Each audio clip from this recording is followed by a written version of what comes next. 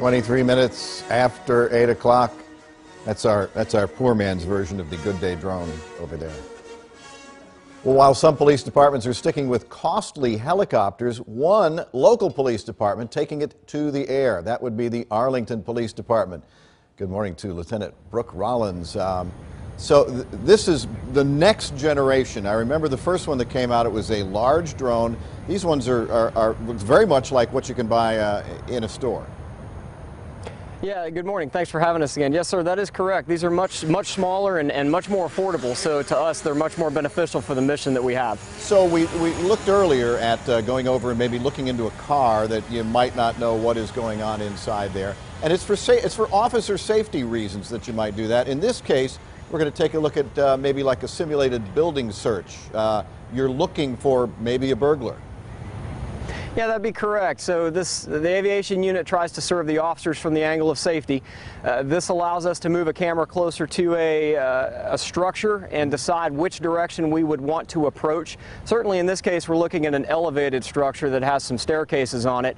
So we would be able to see those individual staircases and landings to decide how far up to move officers and try to give them the advantage of safety on the approach. Now, there are limits. This thing cannot stay up all day. You don't use it just for general surveillance. You use it in a specific situation when it would be a tool. That's correct. It only has about a 20-minute flight time, and the FAA specifically prohibits us from using it for surveillance or pursuit missions, and obviously we're compliant with the state and federal law regarding search and seizure, and we're very methodical about how we choose to deploy this device. We want the citizens to know that privacy is in our interest. We have to have the same requirements to put a police officer where we would put this aircraft, so there's really no difference. This is an elevated police officer with a camera that helps us see a little bit better. Really no different than putting an officer way up on an aerial platform or for that matter in a helicopter. Very similar, except it's ground-based and it's much more easily deployable.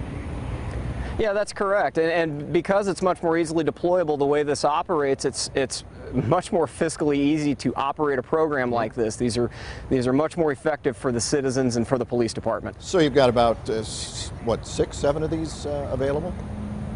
That's correct. We just recently expanded the unit. We had a generous donation from our Citizens Police Academy Alumni Association that allowed us to expand our unit to each one of our patrol districts, and now they're more readily available on a moment's notice, and this is not something we've been able to experience in years past, so we're very excited to take this next step. I talked to another police chief recently and said, why it would be so much cheaper, you know, the DPS helicopter is not always available, why don't you go with drones? And that chief said, just don't feel comfortable with the privacy issues. That's something that you're being very careful about, though.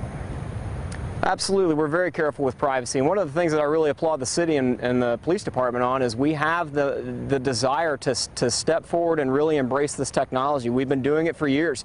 So we're not afraid to come forward and blaze a new trail, and this is an exact step in that direction. And a heck of a lot cheaper than operating a helicopter. Thanks very much, Lieutenant. We appreciate it.